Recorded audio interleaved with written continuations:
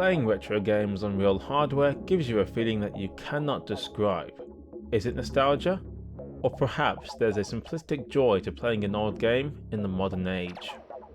Whatever the case, playing games on their intended hardware will always be a great option. But one cannot ignore the strides that emulation has made since such a thing was even possible. The PlayStation emulation scene was thought to have been perfected, until emulators like Duckstation came along to change that perception.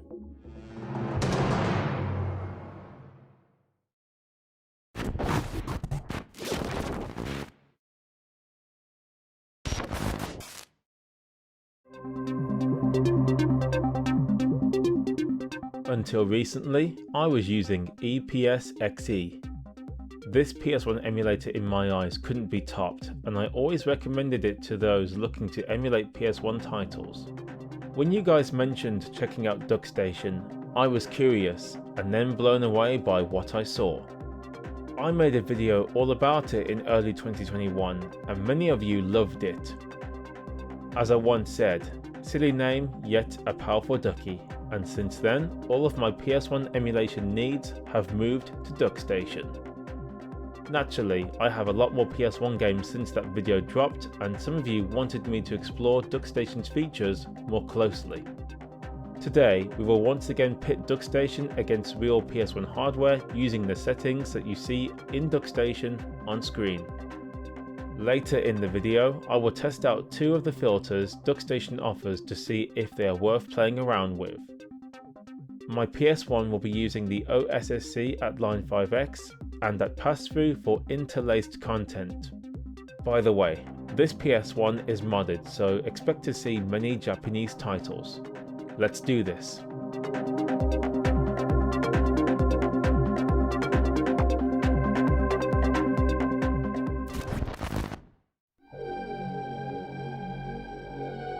Duckstation is a powerful emulator, and when you apply the settings I used to the games in question, the results are spectacular. Obviously, a PS1 even with the OSSC will never be able to look as good, but even so, you can't help but admire how much the Duckstation emulator cleans up the image. Let's look at Colin McRae Rally 2 first. On real hardware using RGB Scart, this game looks crisp and clean.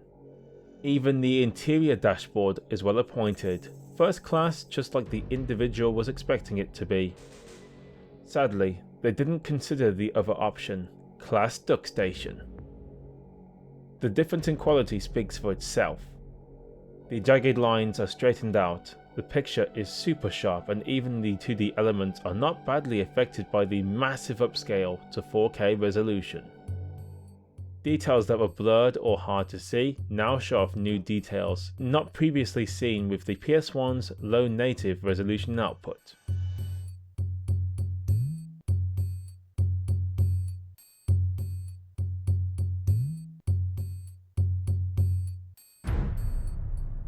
How about another game, Tekken 3? This also actually brings up interlaced content.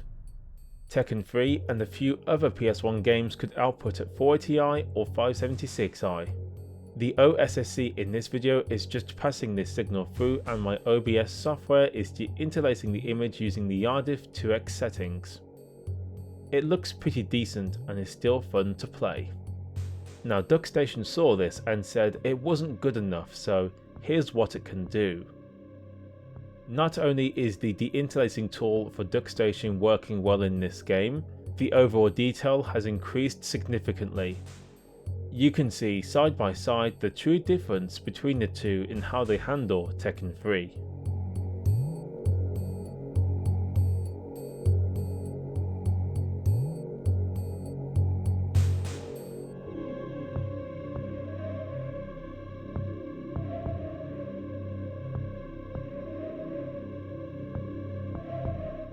For those of you who struggled with trying to get interlaced content to look good, or just have it work without resolution switching, this might be for you.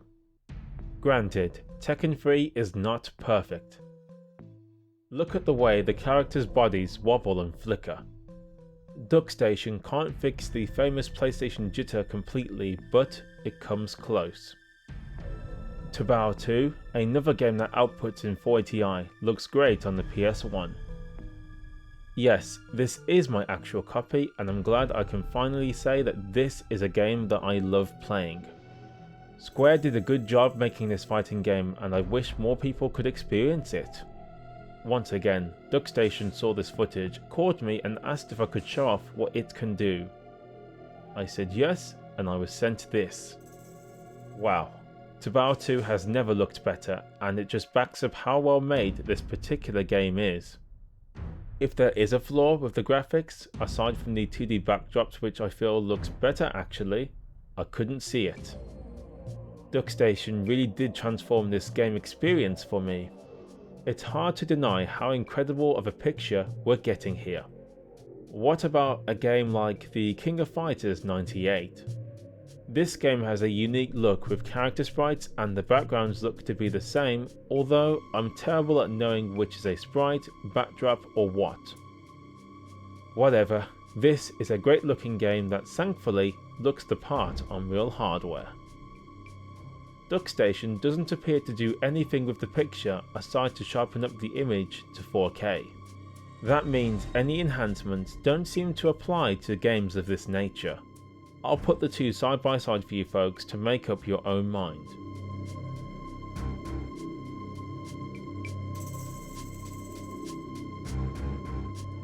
Have a look at this game next. This is Vanishing Point, a racing game that isn't too exciting. The reason I bring it up is to look at this Ford Mustang. On real hardware, the bumper is ineligible and can't be read. Duckstation, on the other hand, can actually reveal that texture and we can see it clearly says Mustang on it.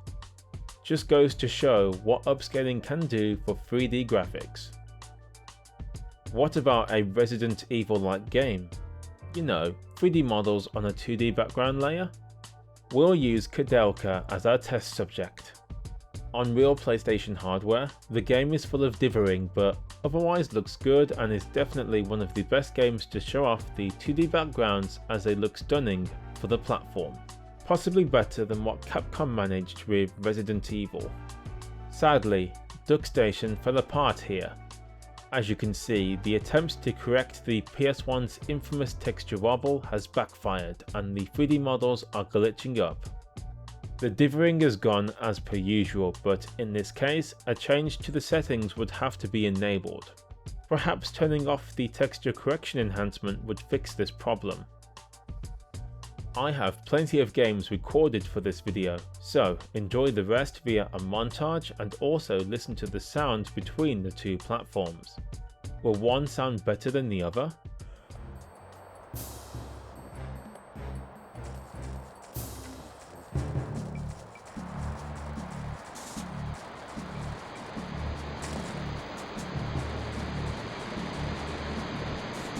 Chance, I've been looking all over so I can get a reading on the transport's location. You go ahead down the mountain and find the highway.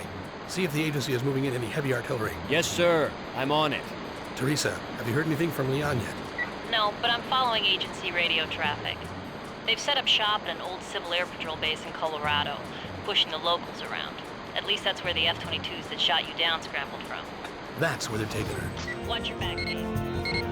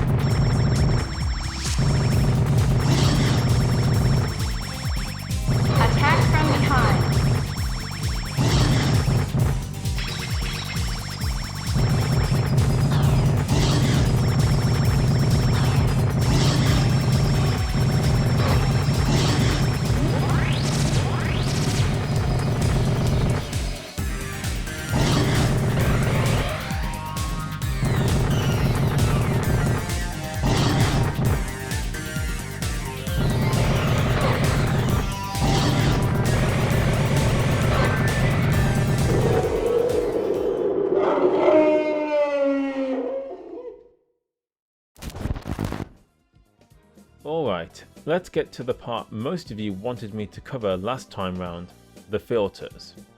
Most of you wanted me to use the XRB mode, but I tested that and the JINC2 modes. You can also use a bilinear filter if you're interested. I'll be honest and say that I'm not really into filters. The nearest neighbour option for me is the best one out of the choices, but I do understand why people like the filters or may want to soften or clean up certain picture artifacts or flaws. The best thing I can do for you folks is show you the games that I did test running with all three filters, and you tell me which one you like the look of the most.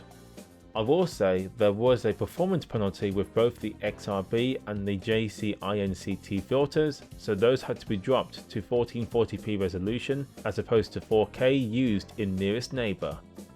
Otherwise, all other settings are the same. Enjoy the footage.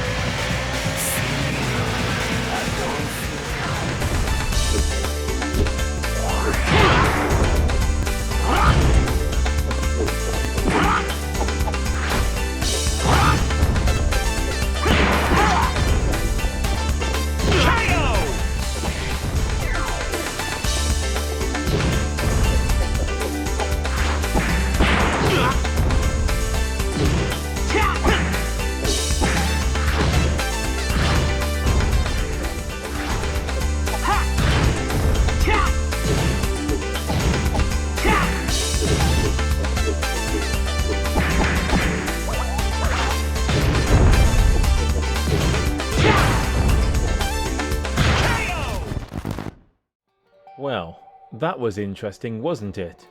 The Duckstation Emulator is certainly the real deal, and with how much it can offer to all kinds of users from casual to those seeking maximum fidelity in PS1 graphics, I can't deny how impressive the emulator is. As mentioned before, the majority of my PS1 games played on emulation is via Duckstation. It's still not perfect as it still is in beta, but updates are frequent and solve many nagging issues bit by bit. I love how I don't need to get a new version of the emulator each time an update is available.